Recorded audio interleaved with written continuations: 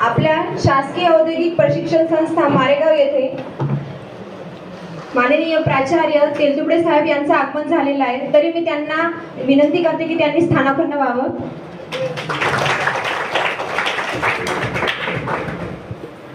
आणि माननीय प्राचार्य सरांना, ढबाले सरांना विनंती करते की त्यांनी प्राचार्य सरांचं स्वागत करावं। फोटो काढ, फोटो काढ, फोटो काढ, फोटो काढ।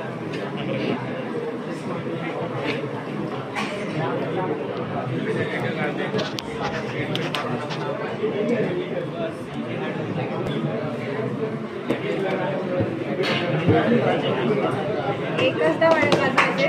स्वागत।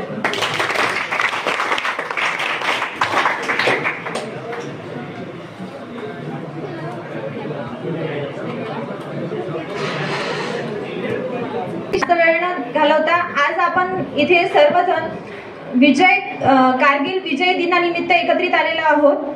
तर थोर महापुरुषांबद्दल आपण इथे एक इतिहास त्यांचा बघणार आहोत। तर कार्यक्रमाचे प्रास्ताविकरिता मी प्राचार्य सरांना, ढबाले सरांना इथे आमंत्रित करते। आज आपल्या संस्थेमध्ये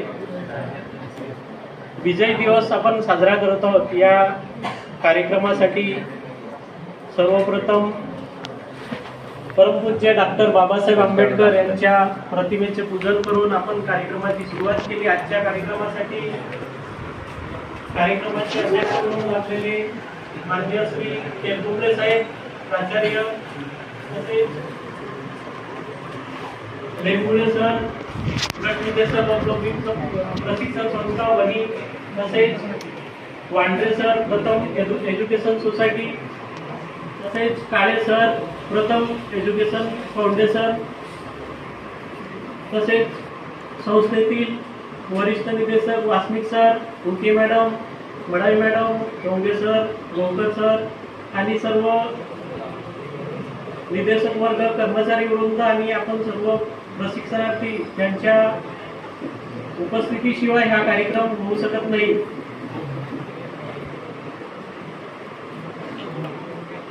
आजचा जो दिवस आहे हा भारतासाठी एक गौरवशाली इतिहासात अजरामर असा हा दिवस आहे। आजच्या दिवशी म्हणजे 26 जुलै 1999 रोजी भारत आणि पाकिस्तान यांचं जेव्हा युद्ध झालं होतं आणि त्या युद्धामध्ये भारताने अतिशय उत्कृष्टपणे त्यांच्यावर पाकिस्तानवर विजय मिळविला होता। 26 जुलै 1999 रोजी हा दिवस आपल्याला विजय दिवस म्हणून साजरा करायचा आहे। उद्या हा कार्यक्रम शासनामार्फत ठरविण्यात आला होता, परंतु उद्याची सुट्टी आहे आणि बऱ्याच प्रशिक्षणार्थ्यांना आणि म्हणजे जवळपास सर्वांना सुट्टीच्या दिवशी आपण काहीतरी बाहेरच्या कामाचे, दुसऱ्या कामाचे नियोजन करतो, त्यामुळे आपल्याला संस्थेत येता येऊ शकलं नसतं। म्हणून हा उद्याचा कार्यक्रम आपण आजच या ठिकाणी घेण्यात आलेला आहे। तसेच 2 वर्ष जे अभ्यासक्रम आहेत, इलेक्ट्रिशियन, फिटर, वेल्डर आणि 1 वर्षाचे कोपा वेल्डर, स्विंग टेक्नॉलॉजी आणि ड्रेस मेकिंग या ट्रेडचे जे विद्यार्थी आहेत त्यांचं आपण प्रमाणपत्र जे जमा केले होते वर्षभर, टीसी आणि त्यांची मार्कशीट, ते वितरणाचा कार्यक्रम, तसेच तुमची हॉल तिकीट आलेली आहे, तर ती 28 तारखेपासून तुमची परीक्षा आहे। 28 तारखेपासून मला वाटते 20 ऑगस्ट पर्यंत परीक्षा आहे।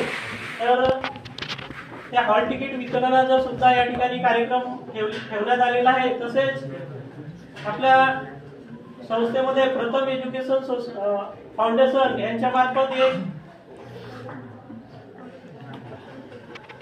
रोजगाराच्या संधी, भविष्यातील रोजगाराच्या संधी या विषयावर आपण कार्यक्रम आयोजित केलेला आहे। मुख्य म्हणजे आजचा विजय दिवस कृती लाभलेला आपला देश आहे आणि आपल्या देशाची जो इतिहास आहे तो एक सुवर्ण अक्षरात लिहिलेला आहे आणि तो बराचसा इतिहास आपल्याला माहित नसतो।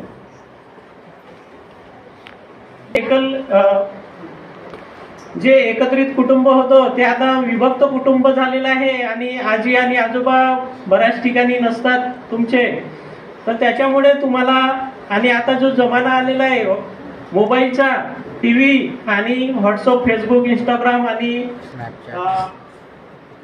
सोशल मीडियाचा जो जमाना आहे त्यावर आपण मित्रांना हाय हॅलो आणि दररोज गुड मॉर्निंग अशी मेसेज करतो, परंतु जे आपला जो इतिहास आहे तो आपण कधीच वाचत नाही.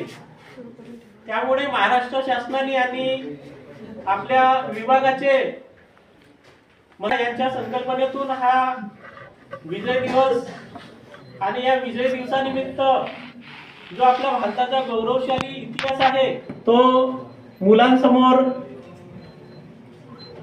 आला पाहिजे आणि त्यांना या इतिहासाची जाण झाली पाहिजे, म्हणून हा आपल्या विभागाचे जे मंत्री महोदय आहेत त्यांनी हा कार्यक्रम त्यांच्या संकल्पनेतून आयोजित केलेला आहे आणि पूर्ण महाराष्ट्रामध्ये सर्व ITI मध्ये आजच्या दिवशी हा कार्यक्रम, आज आणि उद्या 2 दिवस हा कार्यक्रम घेण्यात येत आहे. आपला जो देश आहे हा प्राचीन आहे आणि बाकी देशापेक्षा एक थोडा मोठा आहे आणि त्याच्यामुळे काय झालं आहे की बऱ्याच वेळा परकीय आक्रमण आपल्यावर झालेलं आहे. सुरुवातीला मुघल, अरब आणि निजाम हे जे अरबी देश आहेत त्यांनी आपल्या देशावर आक्रमण केलं आणि बऱ्याच वेळा आपल्या देशातील जे महान योद्धे आणि राजे आहेत प्रयत्न केला आणि बऱ्याच वेळा तो जो आक्रमण आहे त्यांचा परतवण्यामध्ये यशस्वी झालेले आहेत. असे बरेच योद्धे आणि राजे आहेत ज्यांनी आपल्याला परकीय आक्रमणापासून वाचवण्याचा प्रयत्न केला आणि सुरक्षित ठेवलं. मी या ठिकाणी काही जे राजे आणि योद्धे आहेत त्यांचा थोडक्यात इतिहास आपल्या समोर सांगणार आहे. तत्पूर्वी आपल्या संस्थेचं नाव सोमा डोमा आंध हे आहे. तर हे सोमा डोमा आंध हे कोण आहेत तुम्हाला माहिती आहे का? काही मुलांना माहिती आहे परंतु बऱ्याच लोकांना माहिती नाही आहे. आता आम्ही जेव्हा बाहेर जातो आणि सांगतो की आमचे शासकीय ITI जो सोमा डोमा आंध हे सोमा डोमा आंध शासकीय ITI असं नाव आहे, तर लोक विचारतात की हे सोमा डोमा आंध कोण आहे. म्हणून आपल्याला आपल्या संस्थेचे जे नामकरण झालेले आहे, जे नाव आहे त्याविषयी आपल्याला माहिती झालं पाहिजे, त्याबद्दल मी थोडक्यात आपल्याला सांगणार आहे. सोमा डोमा आंध हे जे आहेत हे यवतमाळ जिल्ह्यातील एक आदिवासी समुदायातील क्रांतिकारी नेते होते. यांचा जन्म यवतमाळ आणि पुसद या रोडवर एक उमरे म्हणून गाव आहे त्या ठिकाणी झाला. 9 मार्च 1897 रोजी त्यांचा जन्म झाला आणि लहानपणापासूनच त्यांना अन्यायाची आणि अत्याचार जो होता इंग्रजांचा आणि त्या काळामध्ये आदिवासी समुदायावर काही देशमुख होते आणि प्रांत म्हणून प्रांताचे जे प्रमुख होते, गावातले पाटील होते, तर त्यांना अन्याय सहन करावा लागत होता. तर तो जो अन्याय आहे हा सोमा डोमा आंध हे जे आपले आदिवासी समुदायातील क्रांतिकारी आहेत त्यांना तो जो अन्याय झालेला मुळीच सहन होत नव्हता त्यांना. त्यामुळे त्यांनी आदिवासी समुदायासाठी आणि आदिवासी समुदायासाठीच नाही तर गोरगरीब जनतेसाठी त्यांनी इंग्रज आहेत आणि त्या काळातले जे पाटील आणि सरदार आणि जे कर महसूल जमा करणारे देशमुख म्हणून होते, तर त्यांच्या अन्यायाविरुद्ध हे पेटून उठायचे आणि अनेक चळवळी त्यांनी 1800 आणि 1900च्या जो शतक आहे त्या शतकामध्ये सुरुवातीच्या काळात त्यांनी अनेक चळवळी केल्या आणि आदिवासी समुदायाच्या ज्या जमिनी काही सावकारांनी आणि पाटीलांनी बळकावल्या होत्या, तर त्यांना आदिवासी समुदायाला हा उठविला होता. एकदा महात्मा गांधी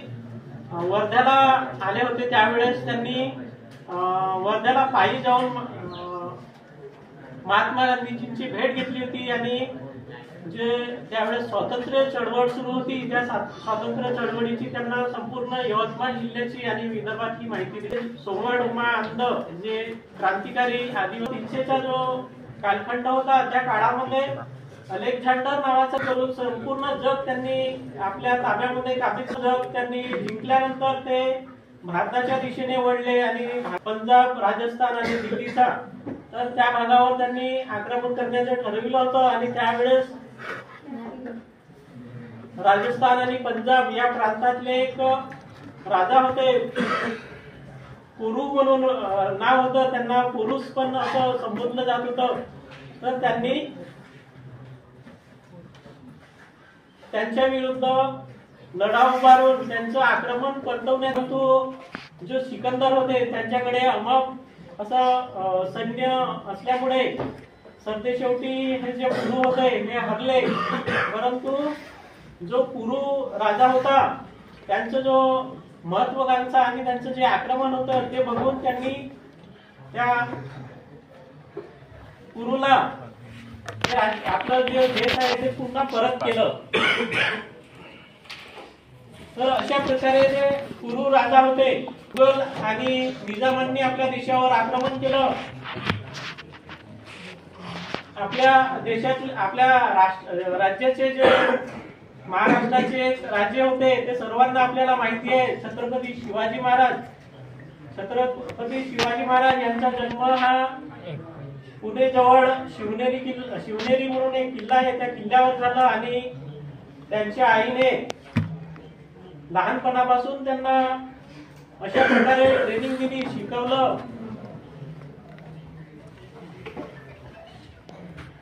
त्यांना लहानपणापासून शिवाजी महाराज थोर पुरुष रामायण आणि महाभारतांच्या कथा सांगून शिवाजी महाराजांना घडवलं.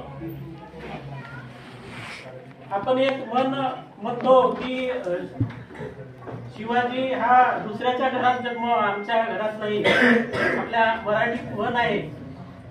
तर शिवाजी महाराजांनी स्वराज्यासाठी जे कठीण परिश्रम केला आणि जो त्याग केला होता तर तो त्याग हा खूप मोठा त्याग होता. त्यांनी लहानपणापासूनच वयाच्या 10व्या-12व्या वर्षापासून त्यांनी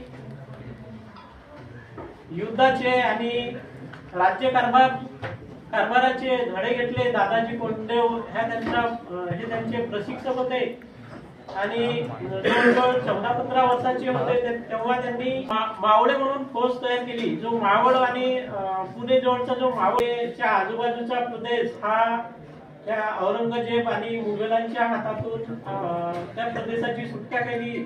त्यानंतर पुणेचा जो प्रदेश संपल्यानंतर जो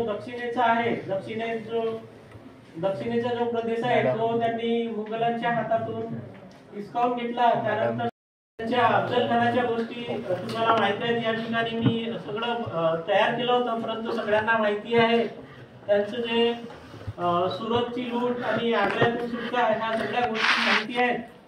तर होता विजय दिवसाचा हा 99 मध्ये जेव्हा आक्रमण पाकिस्तानी सैनिकांनी आपल्या देशावर आक्रमण केलं आणि त्या आक्रमणामध्ये जे सैनिक आहेत आणि वेगवेगळे जे सैन्याच्या तुकड्या आहेत त्या स्वतःची जीवाची आणि स्वतःच्या परिवाराची त्यांनी चिंता केली नाही. गोरगरीब जनतेसाठी त्यांनी आपल्या जीवाची पर्वा न करता स्वतःचं बलिदान दिलं. आता युद्ध जे आहे, लढाई आहे आणि भांडण आहे यामध्ये एकच निष्कर्ष निघतो, एकतर जिंकतात किंवा हरतात, परंतु नुकसान दोघांचंही होते. हा एकच निष्कर्ष निघतो. जिंकणे आणि हरणे याला काही फरक पडत नाही. तुम्ही जर आयट्यामध्ये 2 वर्ष या ठिकाणी शिकले परंतु काही मुलं आयट्या सोडून गेले, तुम्ही पूर्णपणे आयट्या कोर्स पूर्ण करत आहात आणि समोर परीक्षा देऊन तुम्ही तुमच्या पुढच्या उज्ज्वल भविष्याची सुरुवात करणार आहात. जेव्हा तुम्ही तुमच्या उज्ज्वल भविष्याची सुरुवात कराल तेव्हा तुमच्यावर अनेक कठीण प्रसंग येतील आणि ह्या कठीण प्रसंगाला जेव्हा तुम्ही तोंड द्याल आणि जिंकाल तेव्हा आपल्या जे जीवनाचं जे आहे उद्देश ते सफल होते. महान योद्धे आणि आपल्या देशाला वाचविण्यासाठी ज्यांनी कठोर परिश्रम केलं त्यांना मी माझ्यातर्फे आणि संस्थेतर्फे आदरांजली व्यक्त करतो आणि मी या ठिकाणी माझे 2 शब्द संपवितो. धन्यवाद.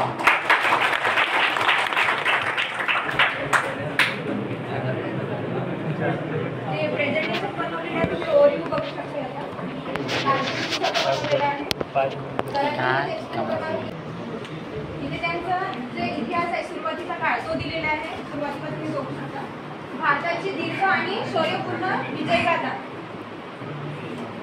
भारताला इतिहासात आणि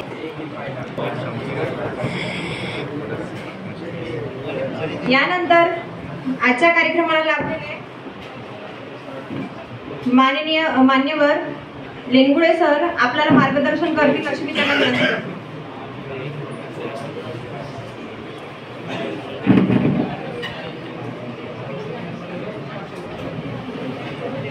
आजच्या या कारगिल विजय दिनाच्या कार्यक्रमाचे अध्यक्ष आपल्या संस्थेचे प्राचार्य आदरणीय देशमुख साहेब,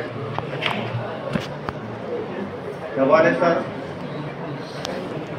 प्रथम फाउंडेशनचे काळेजी, वांढरेजी, संस्थेचे निर्देशक श्री वासनिक सर, सर्व कर्मचारी, प्रशिक्षणार्थी मित्रांनो, सर्वप्रथम मी सर्व महामानवांना अभिवादन करतो. आपल्या देशामध्ये अनेक महापुरुष होऊन गेले आहे मित्रांनो. प्राचीन काळापासून आतापर्यंत अनेक राजे, समाज, महापुरुष आणि समाज ज्या ठिकाणी समस्या असते त्याच ठिकाणी महापुरुषांची निर्मिती होते, हे एवढं नक्की आहे. आपल्या देशावर जेव्हा जेव्हा आक्रमण झाले याचा अर्थ त्या त्या काळामध्ये काहीतरी या समाजामध्ये, या देशामध्ये समस्या असेल, देशाच्या आतील सामाजिक व्यवस्था काहीतरी कमजोर असेल म्हणून बाहेरच्या लोकांनी आक्रमण केलेले आहे. हे सत्य आहे. सर्वप्रथम भारतावर आपल्याला आक्रमण करणारे जे बाहेरचे विदेशी शक्ती होत्या त्यामध्ये ग्रीकचा राजा होता अलेक्झांडर, याला आपण सिकंदर म्हणतो. सिकंदराचं पहिल्यांदा आक्रमण झालं भारतावर इसवी सन पूर्व 226 मध्ये. म्हणजे इसवी सन पूर्व 226 म्हणजे हे 2025 अधिक आधीचे 326 वर्ष, म्हणजे साधारणतः 2300-2350 वर्षापूर्वी सिकंदराचं भारतावर आक्रमण झालं होतं. त्या काळामध्ये भारतावर आक्रमण होण्याचं आणखी एक कारण होतं की भारत हा अतिशय श्रीमंत होता. ही गोष्ट बाहेरच्या लोकांना माहीत होती, म्हणून या देशातल्या लोकांकडून काही शिकता येईल, काही घेता येईल, काही प्राप्त करता येईल या उद्देशानं सुद्धा ते आक्रमण होते. कारण त्या काळात सुद्धा भारतामध्ये विदेशातल्या अनेक देशातले लोक भारतात शिक्षणासाठी येत होते. कारण तेव्हा भारतामध्ये खूप मोठमोठ्या युनिव्हर्सिटी सुद्धा होत्या, तुम्हाला माहीत असेल. तर त्या उद्देशानं सुद्धा येत होते आणि आक्रमण करण्यासाठी सुद्धा येत होते, देशाला लुटण्यासाठी दोन्ही पद्धतीने येत होते. तर ते पहिल्यांदा आक्रमण जे झालं होतं सिकंदराचं, ते राजा पोरस यांनी वर्तवून लावलं होतं किंवा थांबवलं होतं, थोपवलं होतं, हे आपल्याला सरांनी सांगितलेलंच आहे. त्यानंतर राजा ललितादित्य होता, जो काश्मीरचा राजा होता, त्यांनी सुद्धा काश्मीरवर जेव्हा अरबांचं आक्रमण झालं ते सुद्धा त्यांनी थोपवलं होतं. अरबांना त्या इसवी सन 1200 मध्ये म्हणजे 800 मध्ये जास्त भारतामध्ये एंट्री झाली नाही त्यांची, तो आले नाही. नंतरच्या काळात महाराणा कुंभा होता, महाराणा प्रताप होते, शिवाजी महाराज होते, पृथ्वीराज चव्हाण, राणी लक्ष्मीबाई, भगतसिंग, राजगुरू, सुखदेव असे अनेक लोक होते ज्यांनी या शांतता नांदावी, या देशावर इतरांचं आक्रमण होऊ नये, हा देश स्वतंत्र व्हावा याकरिता ज्यांनी सातत्यानं प्रयत्न केले, आपल्या प्राणाची आहुती दिली. त्यानंतर भारत स्वतंत्र झाल्यानंतर भारतासोबत पाकिस्तानचे 3दा युद्ध झाले. सर्वप्रथम सुरुवातीला 1947 मध्ये काश्मीरला स्वतंत्र करण्याच्या उद्देशानं, तर भारताने ते आक्रमण अतिशय चांगल्या तऱ्हेनं थोपवून लावलं. पाकिस्तानचा त्या ठिकाणी पराभव झाला होता. त्यानंतर दुसरं आक्रमण झालं होतं 1965चं, ज्या ठिकाणी बांगलादेशची निर्मिती झाली. पाकिस्ताननं भारताच्या काश्मीरवर आक्रमण केलं होतं. तेव्हा इंदिरा गांधी या आपल्या देशाच्या पंतप्रधान होत्या. इंदिरा गांधींनी त्या 65च्या युद्धामध्ये पाकिस्तानला खूप मोठा धडा शिकवला आणि पूर्व पाकिस्तानला स्वतंत्र एक बांगलादेश म्हणून एक नवीन देश निर्माण केला आहे त्यांनी. पाकिस्तानपासून पूर्व पाकिस्तान किंवा बांगलादेश स्वतंत्र झाला आहे. तो झाला 1965च्या युद्धामध्ये. हे फार मोठं कार्य त्या काळात इंदिरा गांधींनी केलेलं होतं. नंतरचं युद्ध झालं होतं 1971चं युद्ध, तेव्हा 65मध्ये ताश्कंदचा करार झाला होता. लालबहादूर शास्त्री हे पंतप्रधान होते आणि 71च्या युद्धामध्ये बांगलादेशची निर्मिती झाली होती. 1971 नंतर बांगलादेश स्वतंत्र राज्य निर्माण झालं होतं.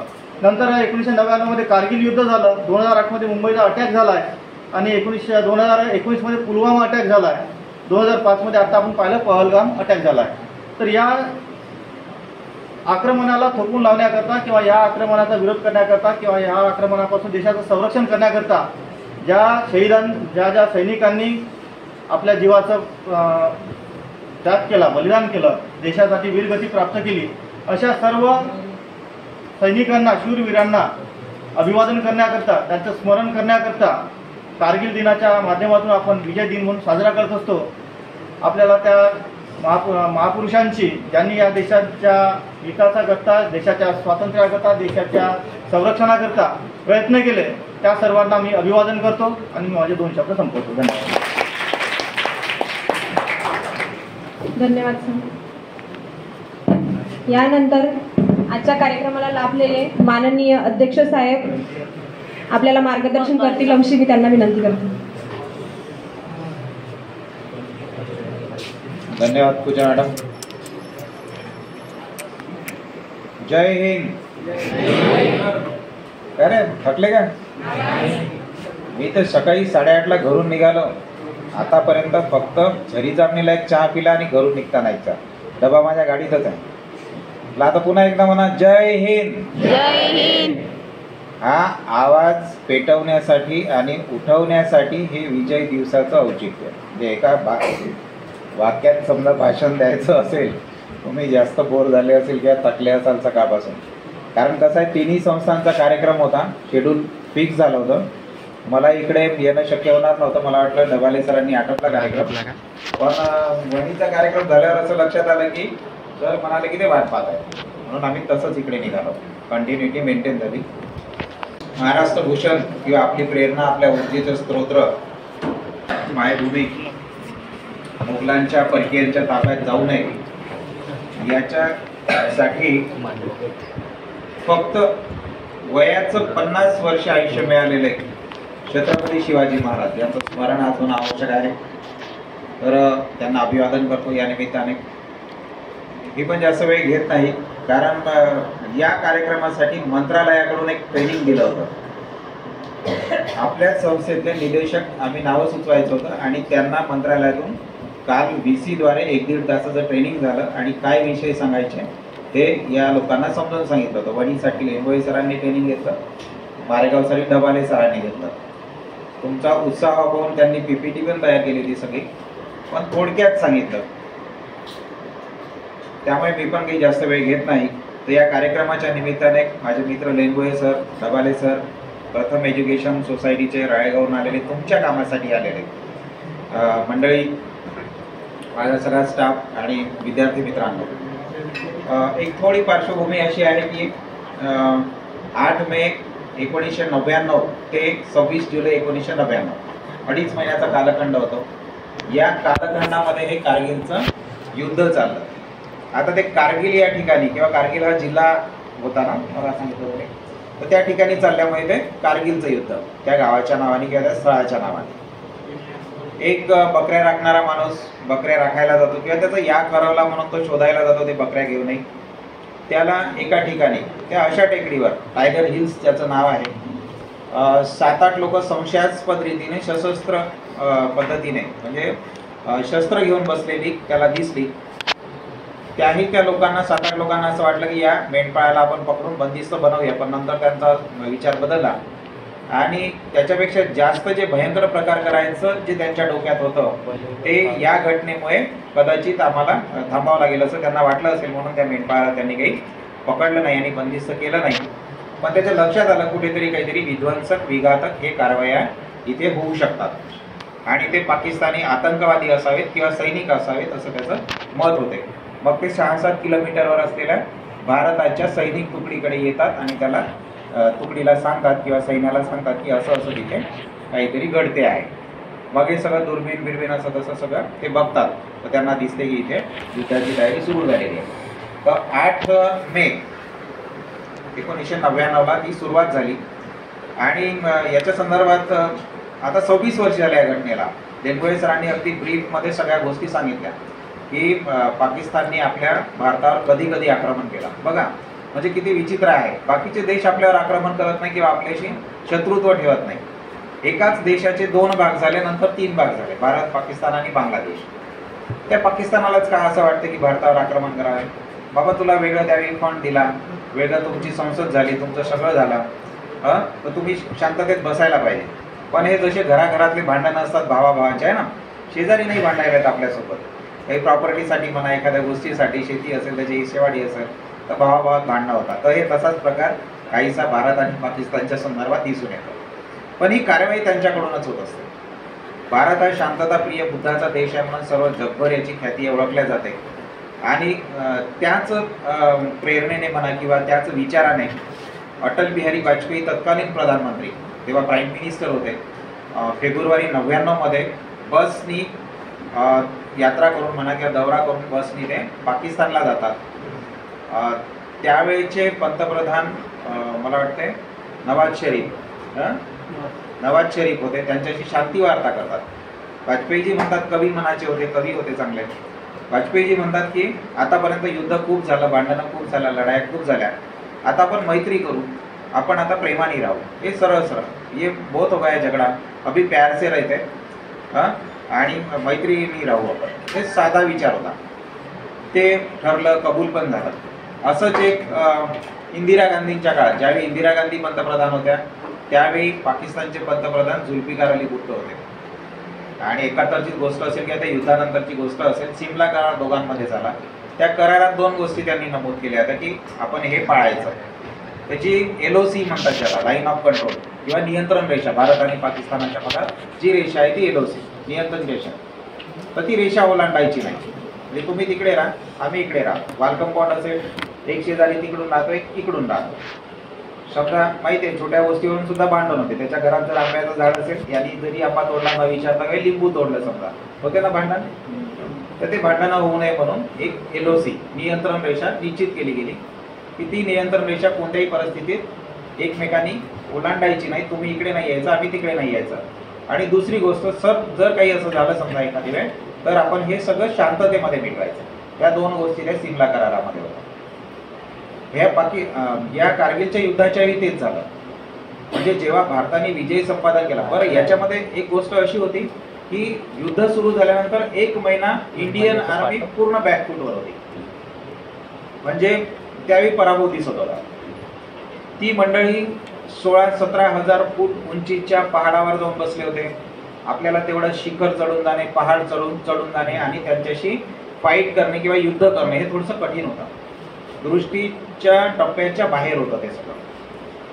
परिस्थिती अशी होती की तिथे -5 ते -11 डिग्री टेम्परेचर, ते थंडीचा प्रदेश.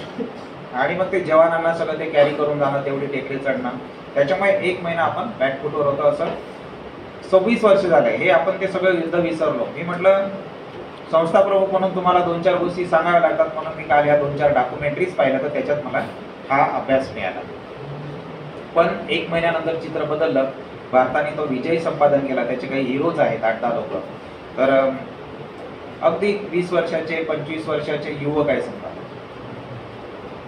कॅप्टन मनोज पांडे एक चांगलं उदाहरण आहे. म्हणजे 1-2 गोष्टी सांगतो मी तुम्हाला, तुमच्या कामात येईल. म्हणजे आज आपलं सेशन समजा 21ला जरी संपलं तरी तुमच्या प्रॅक्टिकल परीक्षा संपून आता तुमची परीक्षा होईल. तुम्ही ते परीक्षा द्याल आणि संस्थेबाहेर पडाल. आणि संस्थेबाहेर पडल्यानंतर आपण काय करायला पाहिजे किंवा आपल्या डोक्यात काय असायला पाहिजे याचा संबंध या घटनांशी आहे. म्हणजे किमान मला तरी जोडता येतो. तर कॅप्टन मनोज पांडे नावाचा तरुण जेव्हा मिलिटरीत जातो तेव्हा त्याला NDAची परीक्षा पास होऊन जेव्हा तो त्याचे इंटरव्ह्यू घेतात मिलिटरीचे लोक, तेव्हा एक प्रश्न विचारतात की तुला कशासाठी मिलिटरी जॉईन करायची. समजा आता सरांनी तुम्हाला भरती मिळण्यासाठी आले, 1-2 ठिकाणी कुठे जॉब देतो म्हटलं किंवा काही, तर आपण काय सांगू तुम्हाला कशासाठी ही कंपनी म्हणा किंवा युनिट म्हणा किंवा ऑर्गनायझेशन जॉईन करायचं. आपण काय सांगू की मला एक 25,000 रुपयाचं छोटंसं पॅकेज आहे ते पाहिजे. माझं एकट्याचं त्याच्यामध्ये सगळं जेवण खावण येणं जाणं 10,000 रुपये 12,000 रुपये वाचले पाहिजे. मग 2-4 वर्षांनी माझं प्रमोशन होईल, माझा पगार वाढेल, मग मी लग्न करेन, मग माझा संसार सुरू करेन, मग माझ्या मुलाबाळाचं शिक्षण पण झालं, मला एक चांगलं जीवन जगायचं आहे. हे आपली सहज भूमिका आहे. पण ते मनोज पांडे जो शाळेमध्ये बाल्यावस्थेत असताना या विद्यार्थी दशेत असताना अतिशय हुशार मुलगा, सगळ्याच पातळीवर अभ्यासातही आणि एक्स्ट्रा करिक्युलर ॲक्टिव्हिटीमध्ये. तर त्या मनोज पांडेचं, कॅप्टन मनोज पांडेचं हे उत्तर असते की मला परमवीर चक्र मिळवायचं आणि हे परमवीर चक्र सैन्यातलं सर्वोच्च बहुमान आहे किंवा सगळ्यात मोठा सन्मान आहे. जसं भारताचा सर्व समाजातील किंवा कुठल्या विशिष्ट कामासाठी समजा कोणाचा बहुमान देऊन सत्कार करायचा असेल तर भारताचा सर्वोच्च बहुमान कोणता आहे? भारतरत्न. तसा मिलिटरीचा परमवीर चक्र आहे. यांनी सांगितलं मनोज पांडेने की मला परमवीर चक्र मिळवायचं. पहा, मिळालं त्याला, त्याचं टार्गेट होतं, मिळालं, पण मरणोत्तरात मिळालं. त्यांच्या शहीद झाल्यानंतर त्यांच्या आईवडिलांनी मिळालं. तर हे डॉक्युमेंटरी पाहत असताना मी त्या मनोज पांडेच्या वडिलांचं ते कथन ऐकलं किंवा त्यांच्या आईचं कथन ऐकलं, त्यांच्या भूमिका ऐकल्या, त्यांच्या भावना ऐकल्या. ते रडत होते, पण एका डोळ्यामध्ये आनंदही होती, चमक होता की माझा मुलगा देशासाठी शहीद झाला.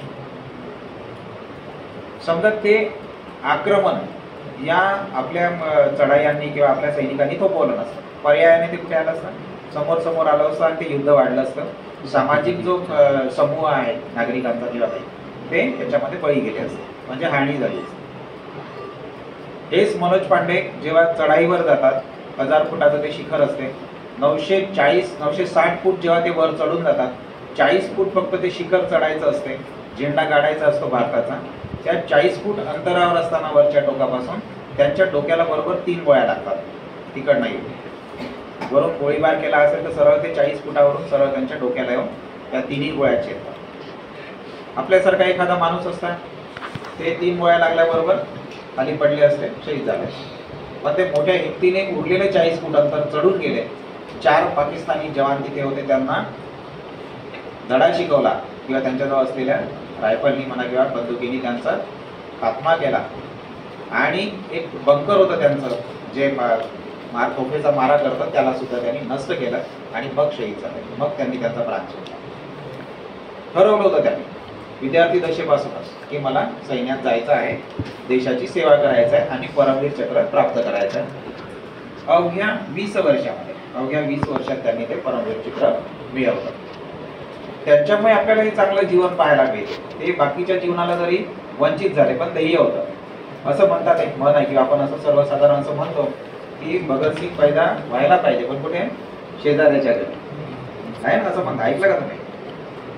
काहून? कारण मरायला लागते 25व्या वर्षात. भगतसिंगांचं आयुष्य 25 वर्षाचं होतं. 25व्या वर्षीच त्यांना फाशी दिल्या गेली आहे ना, देशासाठी. एक चांगलं स्वप्न आहे.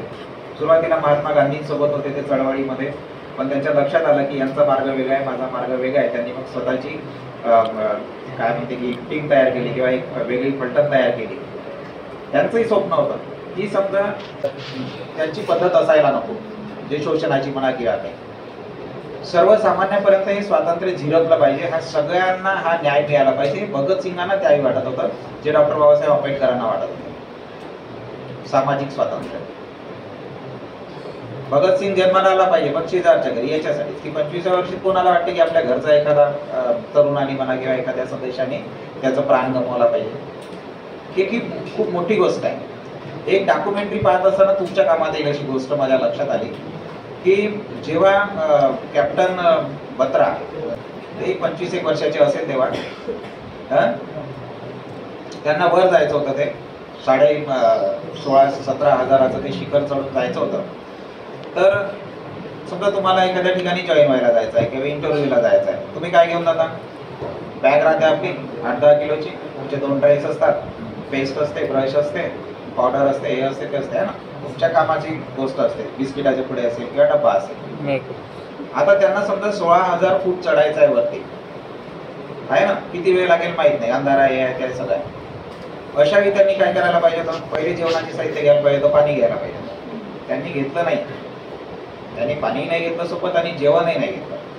त्यांनी काय घेतलं, 40 ते 50 किलोची जी बॅग त्यांच्या पाठीवर होती, त्याच्यामध्ये ग्रेनेड होतं, दारू गोळा होता, बॉम्ब होते, त्यांचे रायफल होते किंवा काही. आपल्यासाठी किती म्हणजे मोठा धडा आहे हा. आम्ही आमचे पोरं जेव्हा त्या गुजरातला पाठवले, संबलपूरला सुझुकी मध्ये, तेव्हा गुजरातचं जेवण चांगलं नाही म्हणून 19-20 हजाराची अप्रेंटिस सोडून आले. जेव्हा औरंगाबादला सॉरी आता त्याला छत्रपती संभाजीनगर म्हणू आपण, तिथे बजाज मध्ये आमचे पोरं याला जातात, अप्रेंटिसला जातात, तेव्हा आम्हाला तिथे झाडायला लावलं किंवा स्टोअर मधले गठ्ठे उचलायला लावले, म्हणून ते चांगली अप्रेंटिस सोडून येतात. तरी आम्ही तुम्हाला हे धडे देत राहतो. ते स्वच्छतेचे, कचरा साफ करा किंवा काही करा, तुम्ही पळून नाही आले पाहिजे तिथून. आहे ना सैन्य शिकण्यासारखं आहे ना, त्यांचा जे बलिदान आहे कारगिलच्या स्टोऱ्या, हे मुद्दाम तुम्हाला सांगावं असं वाटतं. तिथे वरती चढत असताना 0 डिग्रीच्याही खाली टेम्परेचर असताना एकदा त्या पत्रांनी जेव्हा असं वाटलं त्यांना हाताला त्रास होत आहे, ते शिखर चढून जाताना पायात ते सॉक्स काढले, हातात घातले आणि ते वर चढायचा प्रयत्न केला. चढले, ते वरती गेले, पाकिस्तानी सैनिकांना मारलं. बरं, हे मी आणि लेंगोळे सरांनी शोधायचा प्रयत्न केला की भारताचे 527 जवान शहीद झाले आणि जवळपास 1033 किंवा असा आकडा आहे ते इंज्युअर्ड झाले होते. मग आम्ही उत्सुकतेने म्हटलं किंवा पाकिस्तानचे किती सैन्य मारला गेला त्या पद्धतीने. तर ते जेव्हा गेले वरती, मग काही सैनिकांशी ते युद्ध केलं, काही सैनिकांना मारलं त्यांनी, मग त्यांना लागली भूक. मग काय करायचं, वरती तर त्यांनी काही सोबत नेलं नाही आणि ते 16,000 फुटावरून खाली आपल्याला इथंच गावात जाऊन डब्बा किंवा समोसा खा म्हटलं तर जीवावर येते, काय की नाही. आता खाली कशी उतरतील, काय करतील, मिळेल की नाही. मग त्यांचं असं लक्षात आलं की हे शत्रू सैन्य जेव्हा इथे खूप दिवसापासून तळ ठोकून आहे समजा, तर यांनी यांच्या भोजनाची काहीतरी व्यवस्था केली असेल. मग चला खाली पुन्हा त्या दुसऱ्या बाजूने, त्या टेकडीच्या दुसऱ्या बाजूने जिथे शत्रू सैन्य होतं तिथे उतरून पाहतात ते, तेव्हा त्यांना तिथे छान स्वयंपाक बनवलेला दिसला. बघा त्यांची किती पूर्वतयारी. समजा ते युद्ध जिंकले, भारतावर विजय मिळवला, तर ते पार्टी करण्याच्या तयारीत होते ना. तर ते डॉक्युमेंटरीत म्हटलंय की ते विजयाच्या तयारीत होते, साजरा करायच्या, पार्टी करायची. मग ते वरती येताना चढत पुन्हा सगळं ते जेवण घेतल्यानंतर, जेवण केलं नाही केलं, वरती आले. त्यांच्यासोबत त्यांचे मित्र होते, कॅप्टन थापर, त्यांना गोळी लागते. हे पोचले, तिथे ध्वज लावला आपला, भारताचा तिरंगा गाडला, तिथला विजय साजरा केला. पण त्यांच्या मित्राला गोळी लागते, त्याला वाचवण्यासाठी जातात ते, तर त्यांना सुद्धा गोळी लागते आणि ते शहीद होतात. त्या टोकाचं नाव जे टायगर हिल आहे, 16,000-17,000 फूट उंचावरचं टोक आहे, त्याला ते पत्रा टॉप म्हणून असं नाव दिलेलं आहे. हे सगळे जे शहीद झाले 8-10 लोक चांगले हिरोज आहेत तिथे. त्यांचे बघा तुम्ही, एक कॅप्टन सक्सेना म्हणून आहे, त्यांनी ह्या स्टोरीज सांगितलेल्या आहे सगळ्या. त्यांचं 1च महिना झाला होता लग्न होऊन. तर ते मिसेसला म्हणाले, चल तुझा माझा संसार एवढाच असेल, कदाचित वाचलो तर पुन्हा भेटू, नाही तर याच्यातच आनंद माना. खूप सुंदर सांगितलं त्यांचं. एक पद्धत आहे त्यांच्यामध्ये वीरांची, बघा ते म्हणून वीर म्हणतो आपण, काहीतरी वेगळं आहे आपल्यापेक्षा, आपल्यासारखे नसतात ते. युद्धात जाताना किंवा काही चढाईवर जाताना, मोहिमेत जाताना पत्र लिहून ठेवायचे घरच्या एखाद्या प्रिय माणसाच्या नावाने की मी या युद्धाला जात आहे. हे पत्र तुमच्या हातात पडतपर्यंत मी जिवंत असेल किंवा नाही सांगता येत नाही. कदाचित मी स्वर्गात एखाद्या देवासमोर बसलेला असेल किंवा अप्सरांमध्ये बसलेला असेल किंवा काहीतरी. हे लिहायला धाडस लागते. आणि हे पत्र त्या सैनिकांनी लिहिलेले, कॅप्टन्सनी लिहिलेले किंवा काही त्यांची इच्छा असेल, हे पत्र ते शहीद झाल्यानंतर त्यांच्या घरच्यापर्यंत ते पोहोचवायची जबाबदारी मिलिटरीची. हा वाचत आहे मी, त्यावेळी नसेल तर तो नसेलच त्यावेळी, तेव्हाच ते पत्र त्यांच्या हातात पडलेले असतात. याला किती मोठं मन लागतंय. तर आपल्याला काहीच नाही करायचं आहे. हे आपलं सेशन संपलेलं आहे. कोणी 1 वर्ष घातलं, कोणी 2 वर्ष घातले. एक चिठ्ठी लिहायची आणि जाताना आईबाबाच्या हातात द्यायची, मी चांगला जॉब मिळवणार आहे, 20,000चा 25,000चा मेहनत करणार आहे आणि तिथेच मी माझा परमनंट जॉब शोधणार आहे. शौर्य गाथा आहे. याच्यातून आपल्याला हे काही चांगलं घेता येते का ते पाहिजे. जेवणाने, बिना पाण्याने एखादा माणूस, त्याला फक्त युद्ध महत्वाचं वाटते, त्याला शत्रूचं बळी घेणं किंवा ते परास्त करणं आणि देशाला विजय मिळवून देणं महत्वाचं वाटते. तिथे आपल्यासाठी खूपच एक छोटं लक्ष आहे, ते म्हणजे आपलं लाईफ सेटल करणे. आणि हे तुमच्या हातात आहे. मी जरी जामणीलाही मग हे सांगितलं, वनीलाही सांगितलं, तुमच्यापैकी कोणत्याही ट्रेडच्या एखाद्या 8-10 पोरांना वाटलं की सर मला सुझुकीत जायचं आहे, महिंद्रात जायचं आहे, राळेगावचे सर पाठवतील तिथे जायचं आहे, बजाजमध्ये जायचं आहे, की एंडुरन्समध्ये जायचं आहे. मला सांगायचं फक्त की सर या 8 दिवसामध्ये आम्ही तयार आहे जायला, त्या कंपनीला एजन्सीला आम्हाला बोलवतात. माझा शब्द आहे तुम्हाला, 8-10 दिवसामध्ये त्या युनिटचा, त्या इंडस्ट्रीचा किंवा त्या कंपनीचा HRचा एक माणूस तुम्हाला घेऊन जायला येईल. फक्त ठरवायचं आहे. हे धडे आहे आपल्यासाठी. आपण ज्यांचे फोटो लावतो, ज्यांच्या प्रेरणा गाथा, ज्यांच्या जयंत्या साजऱ्या करा असं शासन म्हणते, हे उद्देश एकच आहे. बाकी जास्त भाषण द्यायची गरज नाही, की हे आमच्यासाठी प्रेरणा आहे आणि मला कुठेतरी याचा धागा पकडून मला स्वतःला सेट करायचं आहे. मी माझ्याकडून स्वतःकडून मी माझ्या देशाच्या ज्या जवानांनी बलिदान केलं त्याला माझ्याकडून हे अभिवादन आहे की मी आज चला तुमच्याशी संवाद साधत असताना किंवा कारगिल विजय दिवस साजरा करत असताना मैं भी खाना नहीं खाऊंगा आज, मेरा डबा अभी भी गाडी में. मी पाहिलं नाही तर माझ्या मिसेसचा फोन होता येताना, अरे 10 मिनिटही नाही मिळत का म्हणे. म्हटलं मिळतील नाही मिळतील तो भाग वेगळा, पण याच्यापेक्षा जास्त मानवंदना कोणती होऊ शकेल. एक दिवस आम्ही नाही जेवण केलं त्यांच्यासाठी, किंबहुना जे आपण आज जेवण न करता वाचवलं ते आपल्या देशाच्या कुठे कामात येते का, हा सुद्धा विचारायला पाहिजे. हे खूप मोठ्या गोष्टी आहेत. हे छोट्या चांगल्या गोष्टीचा बंच करायचा तुम्हाला कुठेतरी चांगल्या ठिकाणी घेऊन जाते. तुम्हाला माहित असेल पारेगावमध्ये मी 2006 ते 12 माझी एक टर्म झाली पूर्ण, तेव्हा त्या खाजगी जागेमध्ये ITI होतं. एक सहज संकल्पाने एक काम सुरू केलं मारेगाव शहरात. तर ते 2.5 वर्षामध्ये मी ते संकल्प माझा पूर्ण झाला.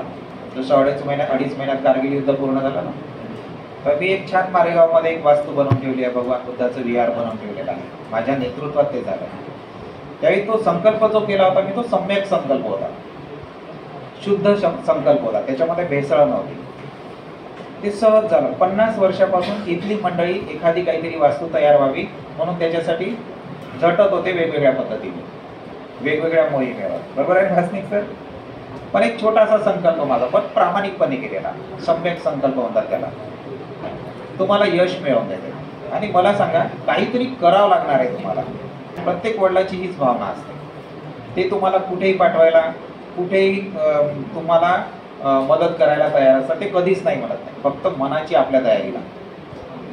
आता मला सांगा, हे मिलिटरीत गेले लोक शहीद झाले, यांच्या घरच्यांनी किती छातीवर दगड ठेवला असेल.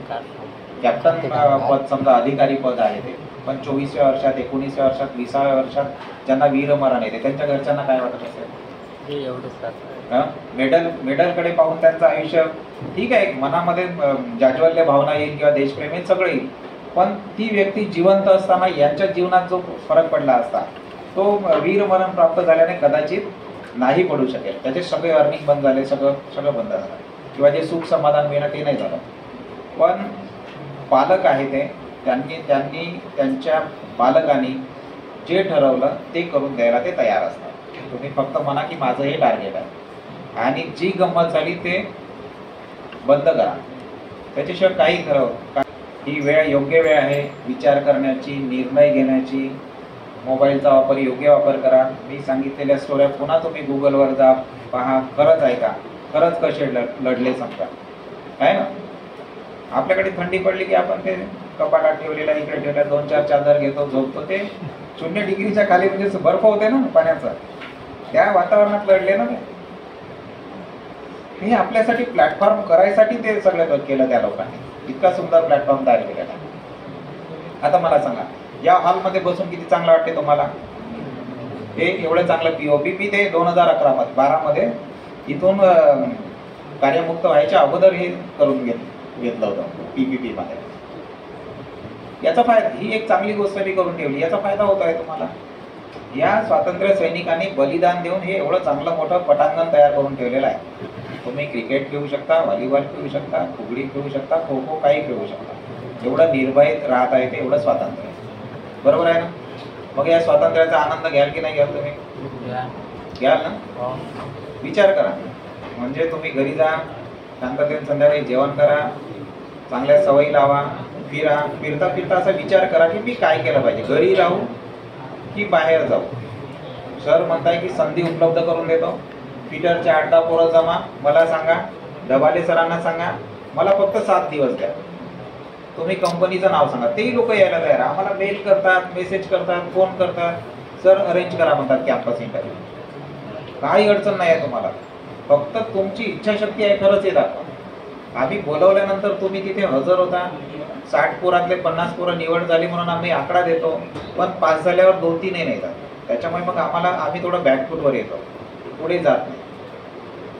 तर मुली असतील समजा इलेक्ट्रिशियन केलेल्या, मोटर मेकॅनिक केलेल्या, कमिन्स सारखी कंपनी आहे 20,000-21,000 रुपये देते. इच्छाशक्ती पाहिजे. माझ्या वनी ITची मागच्या वर्षीची डिझेल मेकॅनिकची पोरगी होती, तिच्या 3 मैत्रिणी जाणार होता. तिची इच्छा होती सर मला जायचं आहे पण घरी नाही म्हणताय. माझी आई मला नेहमी सपोर्ट करायची, पण या प्रकरणात आता ती नाही म्हणताय म्हणे. वडील तर नाही म्हणताय पण आई मला सपोर्ट नाही करत आहे म्हणे. मग मी म्हटलं तिला मी काय करायला पाहिजे असं तुला वाटतंय? ती म्हणे माझ्या वडिलांसोबत बोलावं म्हणे, फोन करा. म्हटलं हे बघ तुझ्या वडिलांना मी पाहिलं नाही, त्यांनी मला पाहिलं नाही, मी फोनवर त्यांना काहीतरी शांतपण सांगायला जायचा, ते मला उलटं बोलायचे. आपण असं नाही करू. मी माझ्या गाडीत 200 रुपयाचं पेट्रोल मी स्वतः खर्च करतो, तुझ्या घरी येतो. उकनी नावाचं गाव आहे बनीजवळ. मी स्वतः घरी येतो, तुझ्या वडिलांशी बोलतो, समोरासमोर बोलून मला त्यांचं मत परिवर्तन करता येऊ शकते. तर चालेल सर म्हणे. त्या दिवशी मी ऑफिसमध्येच मला 6:15-6:30 वाजले. मग तिला फोन केला, अरे म्हटलं कामात गुंतलो त्याच्यावर माझं काही येणं नाही झालं, पण उद्या सकाळी मी ऑफिसला आल्याबरोबर तुझ्या घरी येतो. सर म्हणे यायची गरज नाही आहे, मी माझ्या बाबांना सांगितलं तुम्ही भेटायला येणार आहे, तर त्यांनी अशीच परवानगी देऊन दिली म्हणे. हे कशामुळे दिली? माझ्यामुळे नाही दिली. त्या पोरीची इच्छा होती जायची, तिच्या मैत्रिणी जात होत्या, तिची इच्छा होती की मी पण पुणेसारख्या ठिकाणी कमिन्स इंजिनमध्ये काम केलं पाहिजे म्हणून दिली. त्यांनी त्यांच्या मुलीची इच्छाशक्ती पाहिली म्हणून जा म्हटलं, कॉन्फिडन्स पाहिला. बरं न पाठवण्याचं कारण काय म्हणतात म्हटलं, का बरं नाही पाठवत? ते म्हणे लग्न करून, सुंदर होती ती म्हणे लग्न करून द्यायचं तुझं. मग तू काय म्हटलं? मी सांगितलं म्हणे की जेव्हा कधी माझं लग्न जुळेल किंवा काही मी हे सोडून देईल आणि येईल. म्हटलं तू बरोबर सांगितलं, मी लग्नाला प्रायोरिटी देईल, कमिन्सचं सोडून दिलं अर्धी अप्रेंटिस, तुम्ही म्हणाल तेव्हा मी लग्न करेल. तरी ते ऐकायला तयार नाही आम्ही. तर हे अशा गोष्टी असतात. म्हणजे तुमच्या पालकांनाही दिसू द्या की तुमचा विश्वास आहे, तुम्ही बाहेर जाणार आहे आणि तुम्ही सुरक्षित हे सगळं करणार आहे. चांगले प्लॅटफॉर्म आपल्याला निवडायला पाहिजे. आपण बहुजन समाजातले सगळे विद्यार्थी आहे, कोणीच घरचं लँडलॉर्ड नाही आहे, पण आपली परिस्थिती नाही आहे तशी. तुम्ही गंभीर व्हा, गांभीर्याने विचार करा. 1 वर्षाचे 2 वर्षाच्या सर्टिफिकेटसाठी तुम्ही जी मेहनत केली, तुमचं पेट्रोल संपवलं, तुम्ही उन्हात आले, तुम्ही पावसात आले, वडिलांनी पैसे नसताना तुम्हाला सगळं उपलब्ध करून दिलं, तर ह्या गोष्टीचं चीज झाला पाहिजे. बरोबर आहे? तर तुम्ही विचार करा, सिरियस व्हा. आणि तुम्ही जर हा विचार केला की तुम्हाला स्वतःला काहीतरी सिद्ध करायचं, एस्टॅब्लिश करायचं, तर हे सगळे विजय दिवस, कारगिल विजय दिवस, त्या हुतात्म्यांचं बलिदान, त्या हुतात्म्यांना अभिवादन, त्या हुतात्म्यांना मानवंदना दिली असं खऱ्या अर्थानं ते होईल. नाहीतर ते कशाला स्वतंत्र भारतासाठी लढले? स्वतंत्र भारत याच्यासाठी झाला पाहिजे की या देशातला सगळा गरीब समुदाय, वंचित समुदाय, बहुजन समुदाय हा मुख्य प्रवाहात आला पाहिजे. तो सुद्धा त्याच्यासाठी तयार केलेल्या जागेवर जाऊन बसला पाहिजे, त्याला न्याय मिळाला पाहिजे. तर त्या बलिदानाला फायदा, त्याचा फायदा नाही आपण घेतला तर काय करतं? विचार करा, सोचो और अपनी जबाबदारी क्या है ये पहचानो और उसके पीछे रहो. छोटा एम आहे आपला. आपल्याला काही परमवीर चक्र तुम्ही म्हणत नाही, कोणाला म्हटलं परमवीर चक्र मिळवायचं आहे. आपल्याला एक छोटी सॅलरीचं पॅकेज, त्याच्यातून तुमची प्रगती, त्याच्यातून तुमचं कुटुंब आणि त्याच्यातून तुमचं एस्टॅब्लिशमेंट एवढं पाहिजे. विचार करा, त्या दिशेने लागा. तर खऱ्या अर्थानं मला असं वाटतंय की आपण हे जे लोक शहीद झाले सगळे वेगवेगळ्या हल्ल्यांमध्ये, देशाच्या स्वतंत्रतेच्या चळवळीमध्ये, तर त्यांना खरी आपण श्रद्धांजली, आदरांजली, मानवता दिली असं त्याचा अर्थ होईल. बरोबर आहे? तुम्हाला सगळ्यांना परीक्षेसाठी पण शुभेच्छा. मी समजा तुमच्यापैकी जर हुशार पोरं असतील काही, तर त्यांनी प्रयत्न करा की रिटर्न परीक्षेमध्ये तेवढ्यापैकी तेवढे मार्क्स तुम्हाला मिळाले पाहिजे. याचा फायदा एवढा होईल की या संस्थेचा सुद्धा एखादा पोरगा ऑल इंडिया रँकमध्ये कदाचित त्याचं स्थान तयार करू शकेल आणि त्याला पण दिशा मिळेल. बरोबर आहे? तर चांगल्या दिशेने पॉझिटिव्ह विचार करा. मी तुम्हाला परीक्षेसाठी शुभेच्छा देतो आणि पुढच्या लाईफसाठी पण शुभेच्छा देतो. थँक्यू.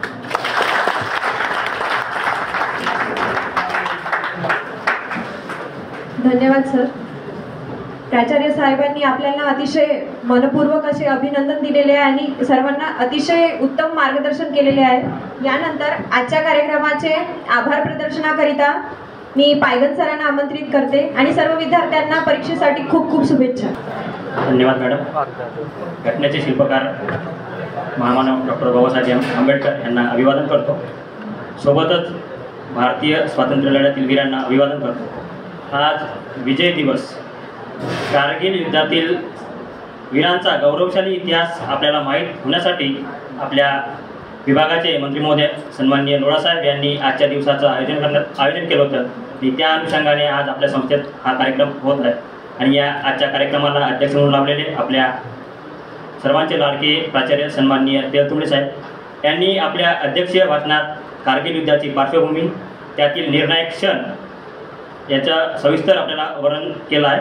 आणि सोबतच आपण समाजाचं काहीतरी देणं लागतो आणि त्यासाठी प्रत्येकानं प्रयत्न करणं गरजेचं आहे, हा मोलाचा संदेश दिला. त्याबद्दल मी त्यांचे संस्थेच्या वतीने आभार मानतो. सोबतच प्रमुख उपस्थिती म्हणून लेनगुडे सर, सन्माननीय लेनगुडे सर उपस्थित राहिले. त्यांनी आपल्या मनोगतामध्ये भारत, पाकिस्तान, बांगलादेशची फाळणी याबद्दल सविस्तर माहिती दिली. त्याबद्दल मी संस्थेच्या वतीने त्यांचं आभार मानतो. सोबतच आजच्या कार्यक्रमाला वक्ते म्हणून लाभलेले सन्माननीय प्राचार्य ढबाळे साहेब यांनी सोमा डोमा आन यांचा संपूर्ण जीवन परिचय आणि छत्रपती शिवाजी महाराज यांचा ओघवता इतिहास आपल्याला सांगितला. त्याबद्दल मी त्यांच्या संस्थेच्या वतीनं आभार मानतो. आणि सोबतच काडे सर आणि वांड्रे सर यांनी भविष्यातील रोजगाराच्या संधी याबद्दल आपल्याला माहिती दिली. त्याबद्दल मी त्यांचेसुद्धा आभार मानतो. आणि या कार्यक्रमाला उपस्थित असलेले शिल्पनिदेशक, शिल्पनिदेशिका यांचेसुद्धा आभार मानतो. आणि ज्यांच्यासाठी हा कार्यक्रम होऊ घातलेला आहे असे आपण सर्व प्रशिक्षणार्थी अत्यंत शांतपणे हा कार्यक्रम ऐकून घेतला, याबद्दल आपले सर्वांचे आभार मानतो. आणि अध्यक्षाच्या वतीने हा कार्यक्रम संपला असं मी जाहीर करतो. धन्यवाद.